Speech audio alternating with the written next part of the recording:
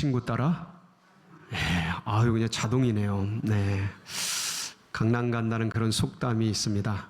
근데 이 속담에는 그냥 그 문자 그 자체를 보자면, 문장 그 자체를 보자면 긍정적인 면도 있습니다. 친구랑 함께 어디든 간다, 이런 좋은 의미도 있지요.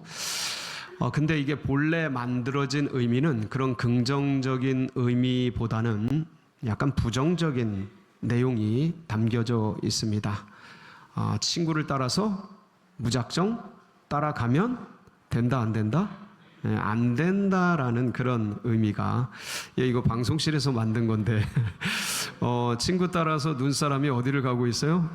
온천으로. 가면 됩니까? 안 됩니까? 안 되는데 이렇게 따라가고 있는 그런 참 어려운 상황이 있지요. 왜 그러냐면, 친구 따라 강남을 가면 안 되는 이유는, 친구 관계가 좋을 때는 어딜 가든 상관없습니다. 강남을 가든 홍천을 가든 인천을 가든 문제가 안 돼요. 근데 그 관계가 틀어지고 어려워지면 어떻게 됩니까? 이게 서로 큰 어려움이 되고 괴로움이 되고 그렇게 됩니다. 삶이라는 것이 좋을 때만 있는 것이 아니고 힘들 때, 어려울 때가 더 많습니다.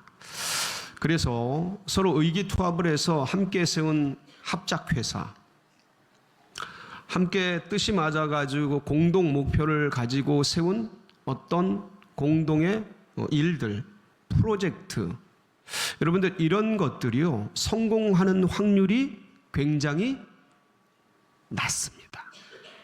합작회사가 성공하는 경우가 아주 드뭅니다.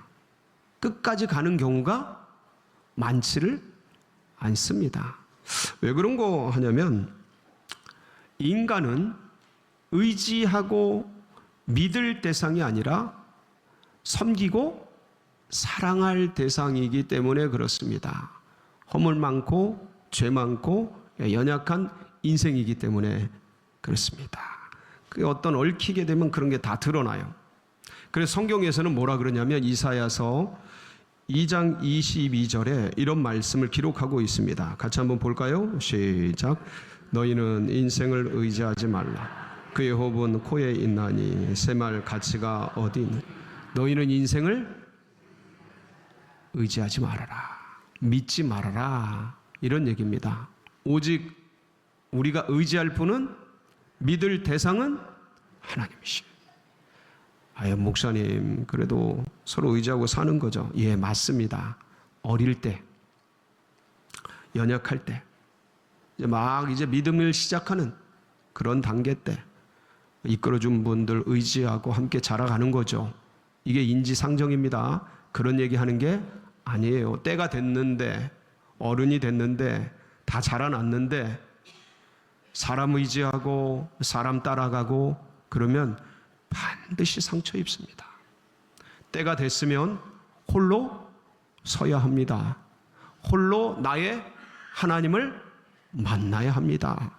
그게 안 되면 인간은 연약한 존재이기 때문에 반드시 상처 입습니다. 반드시 어려움을 당하게 돼 있어요.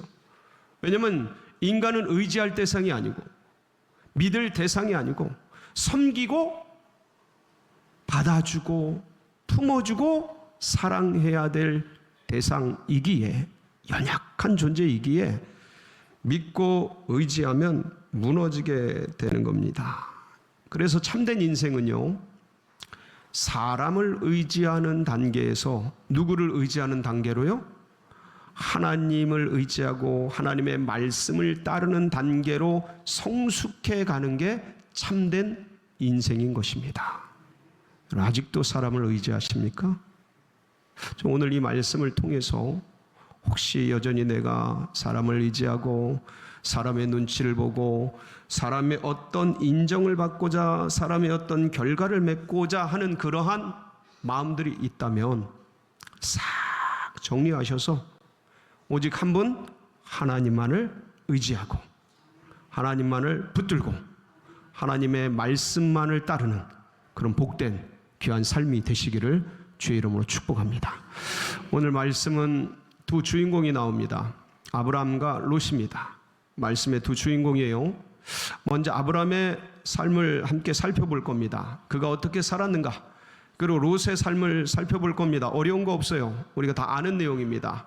그런데 그들의 결국 최후가 어떤가를 우리가 말씀을 통해 같이 살펴보고, 그 진짜 우리가 따라야 될 대상이 누구인가를 다시 한번 이 예배의 시간에 하나님 앞에서 다짐하고 결심하고, 그리고 그분만을 굳게 붙들고 나아가기로 결정하는 그런 은혜의 시간 되시기를 바랍니다. 아브라함은 갈대아 우르에서 시작을 합니다. 아브라함의 성경에 기록된 그 말씀들을 보면 갈대아 우르에서 하나님의 말씀을 듣고 그 삶을 출발합니다. 이게 굉장히 신기해요. 왜냐하면 아브라함의 아버지 데라는 우상 제작자였어요. 하나님을 섬기면서 우상을 제작할 수는 없죠. 그러니까 근데 그 아들인 아브라함이 성경의 말씀이 등장하고 출발하는데 보면 하나님의 말씀을 듣고 움직인단 말이에요. 이게 어떻게 된 건가? 이게 성서학자들이, 구약학자들이 이것을 찾아서 어떤 일인가 조사해서 주석이나 성서학에 기록을 해 두었습니다. 어떻게 아브라함은 아버지가 시족사회에서 아버지는 신과 같은 존재거든요. 그런 상황에서 하나님의 말씀을 듣고 인생을 출발하는 그런 신앙이 있었을까? 이구동성으로 신학자들이 얘기하는 것은 아브라함 아버지 데라의 조상인 노아가, 누가요? 노아가 아브라함의 나이 60세까지 살아 계셨던 거예요. 그러니까 노아 할아버지가 살아 계셨으니까 이 시족 사회에서 어떤 집안의 일들과 그 시족의 일들이 있을 때에 노아 할아버지와 함께 하게 되는 그런 시간이 있었을 것이고, 그리고 노아 할아버지를 통해서 신앙의 아름다운 유산들을 들었을 것이고, 그 신앙의 유산을 듣는 중에 아브라함의 가슴 속에 믿음이 새겨졌을 것이다. 저도 그렇게 봅니다. 저도 그렇게 봅니다. 그래서 사도행전, 신약성경 사도행전 7장 2절 3절의 말씀을 보면 아브라함이 자기 고향인 갈대아 우르에서 떠나는데 그때 무엇을 듣고 시족 사회에서 그 위험한 이민 생활을 결정하는지 기록이 되어 있습니다. 한번 읽어볼까요? 시작. 여러분 부형들이여 들으소서. 우리 조상 아브라함이 하란에 있기 전 메소포타미아에 있을 때에 영광의 하나님이 그에게 보여 이르시되 내 고향과 친척을 떠나 내가 네게 보여줄 땅으로 가라 하시니. 예, 누구의 말씀을 들은 거예요? 하나님의 말씀을 듣고 그 고향 땅 메소포타미아라고 기록이 되어 있는데 여기가 갈대아 우르입니다. 여기서 고향 땅을 떠나게 됩니다. 그리고 갈 바를 알지 못해요. 어디로 가라는 건가? 어디로 떠나가라는 건가? 우리 목적지가 무엇인가? 그곳까지 어떻게 가는가? 갈 바를 알지 못하는데 믿음으로 발걸음을 내딛습니다. 그래서 신약성경 믿음장이라고 하는 히브리서 11장 8절의 말씀을 보면 거기 뭐라고 기록이 되어 있냐면 이렇게 기록이 되어 있습니다. 시작. 믿음으로 아브라함은 부르심을 받았을 때에 순종하여 장래 유업으로 받을 땅에 나아갈새 갈 바를 알지 못하고 나아갔으며. 예, 갈 바를 모르는데 발걸음을 내딛는 거예요. 그러니까 하나님의 말씀이 아브라함을 이끌기 시작한 거죠. 자, 그렇다고 해서 아브라함의 믿음이 훌륭했다던가 완벽했다던가 온전했다라는 뜻은 전혀 아닙니다. 여러분, 아브라함의 믿음이 처음에 얼마나 연약했는지 성경에 보면 아주 자세하게 기록이 되어 있습니다. 그는 하나님께서 가나안 땅으로 가라 그러셨을 때에 가나안 땅에 갔는데 거기서 뭘 만나요? 가나안 땅에 갔더니 아브라함을 기다리고 있는 게 뭐예요? 가뭄이었어요. 기근이었어요. 여러분, 우리나라에 1년 2년 가뭄 들어도 땅 파면 샘에 물이 나옵니다. 그리고 칡뿌리, 나무뿌리 뜯어서 먹을 수 있습니다. 근데 중동에서 가뭄이 왔다. 광야 기후이고 사막 기후인 중동에서 가뭄이 왔다. 그러면 이건 얘기가 달라져요.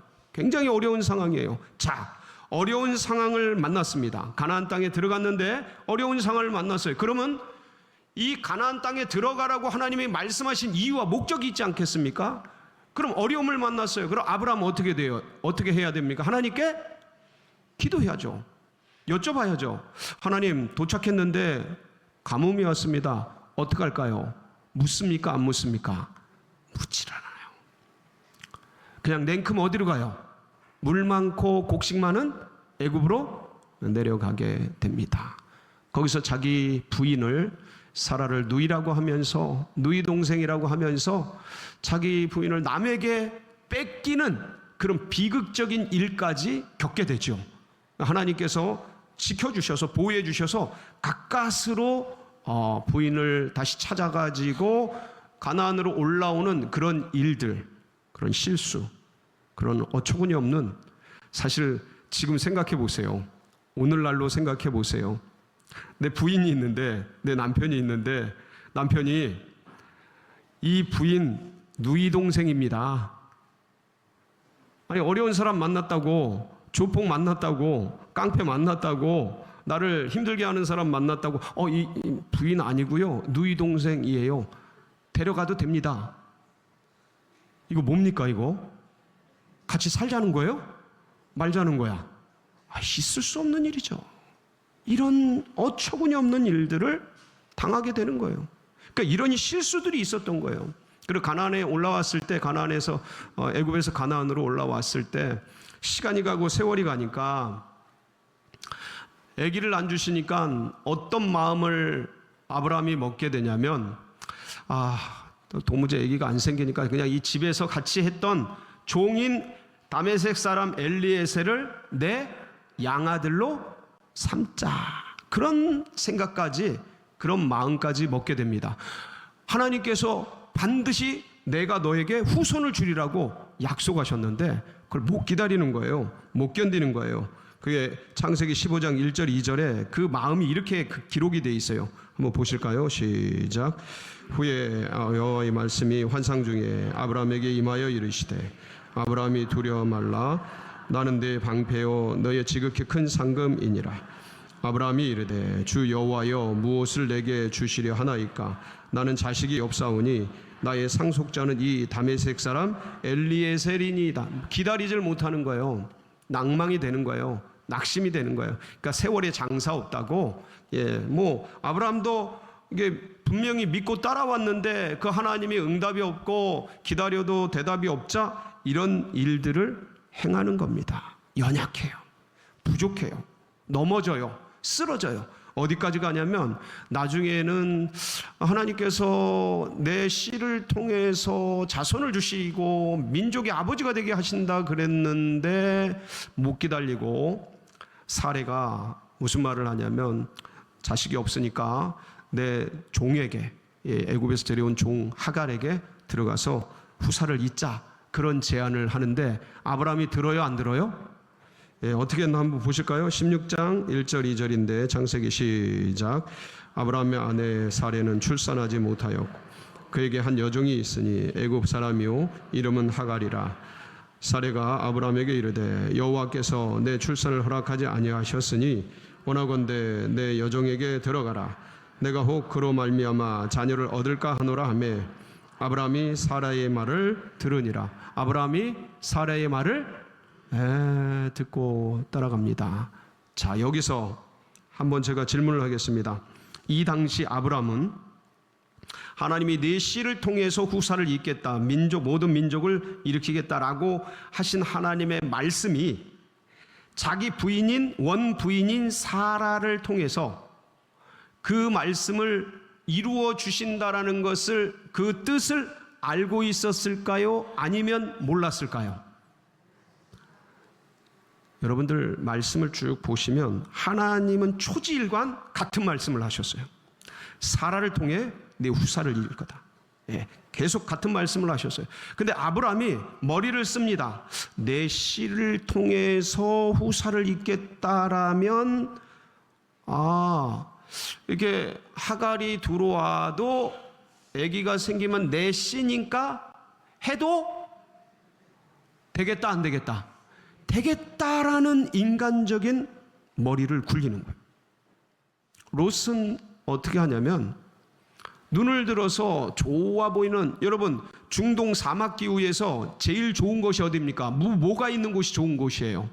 물이 있는 곳이, 물이 생명이잖아요. 물이 있는 좋은 곳, 소돔 고모라 보니까 물이 풍성하고 그때 당시에 문화가 발전하고 아주 휘황찬란하니 사람 살기에 너무 좋아 보이는 거예요. 에덴 동산 같이 보이는 거예요. 글로 냅다 가버리는 거예요. 여러분 그 기록이요, 창세기 13장 10절에 이렇게 기록이 되어 있습니다. 한번 보실까요? 시작. 오단 지역을 바라본즉 소알까지 온 땅에 물이 넉넉하니 여호와께서 소돔과 고모라를 멸하시기 전이었으므로 여호와의 동산 같고 애굽 땅과 같았더라. 눈에 보기에 딱 좋은 데로 너무 좋아 보이는 거예요. 그러니까 이거는 마치 아브라함이 제안을 했을 때 당연히 내가 이런 권리와 이런 우선권이 있다라고 보여질 만큼 그렇게 롯은 선택해서 간 거예요. 이게 무슨 말입니까? 이 모습이 어떤 의미입니까? 롯이 그런 거죠. 내가 그동안 큰아버지 잘 따라왔는데 내가 그동안 한 게 얼만데, 내가 그동안 투자하고 내 인생을 드린 게 얼만데 그거 찾아야지. 내가 헌신한 게 얼만데 내가 먼저 가져야지. 내가 먼저 선택해야지. 내가 먼저 좋은 것을 차지해야지. 여러분 인간이 이렇습니다. 이때 아브라함 굉장히 가슴 아팠을 거예요. 아들 같아서 끝까지 다 내주고 뒤따라 움직였지만 근데 이때 굉장히 씁쓸했을 겁니다. 잘해줘도 소용 없구나.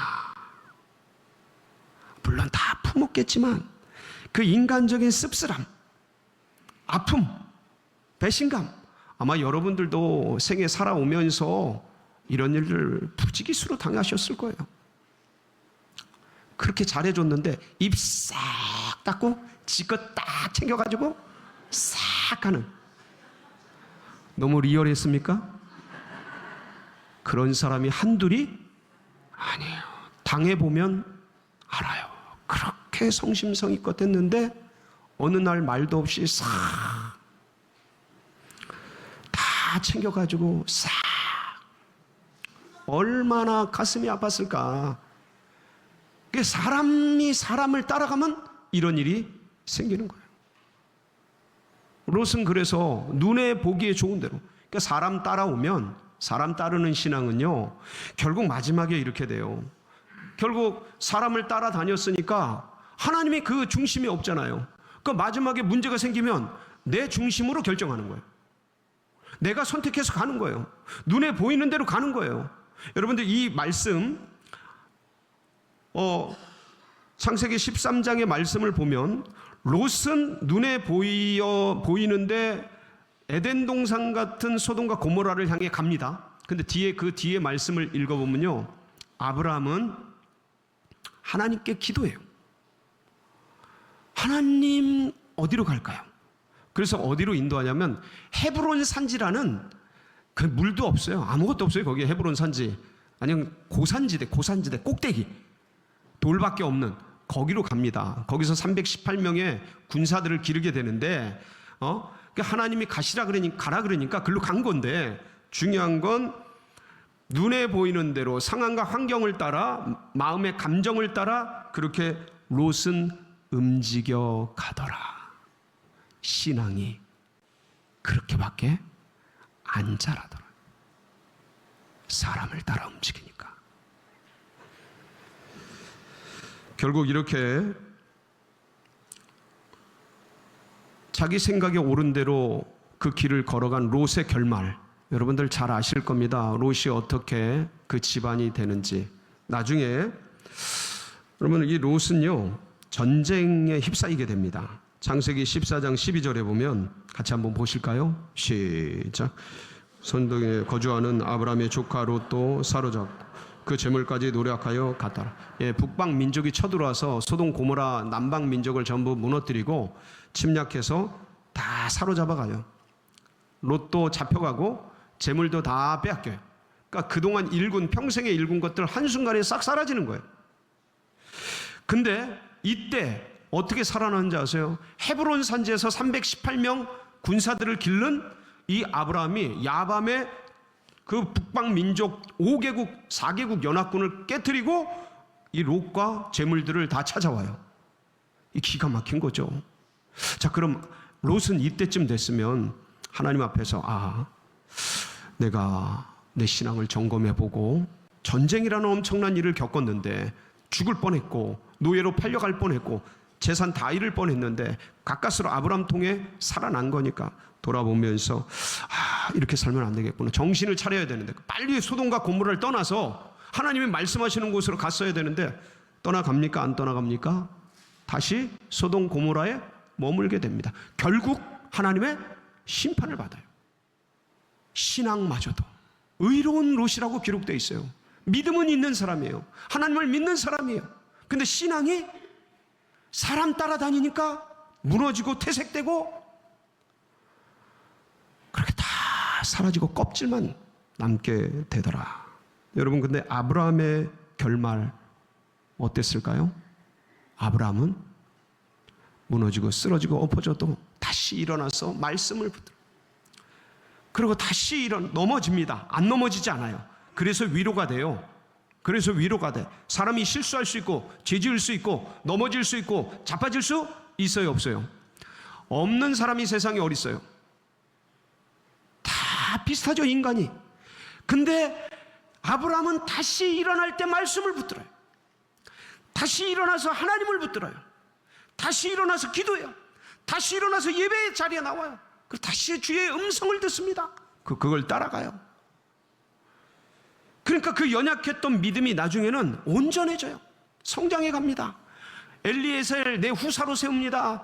하갈 사례 말 듣고 하갈에게 들어가서 이스마엘 낳고 막 그러던 실수투성이가 나중에는 100세에 낳은 이삭 아들을 하나님이 바치라 그러니까 그걸 바쳐요, 안 바쳐요? 바치는 신. 그래서 나중에 이 아브라함이 나의 벗이라, 하나님께서 친히 아브라함을 보고 나의 벗이라, 나의 친구다, 의로운 이 아름다운 직분을 허락하시고 100세의 아들을 받고 그리고 수많은 민족과 놀라운 사람들 열국의 아비가 되는 축복을 받게 됩니다. 사랑하는 성도 여러분, 지금 이제 이 시즌에 할 일이 많고 결정할 일이 많아요. 상황, 환경, 사람, 그걸 따라가는 것이 아니라 누굴 따라가자고요? 하나님 말씀 꽉 붙들길 주의 이름으로 축복합니다.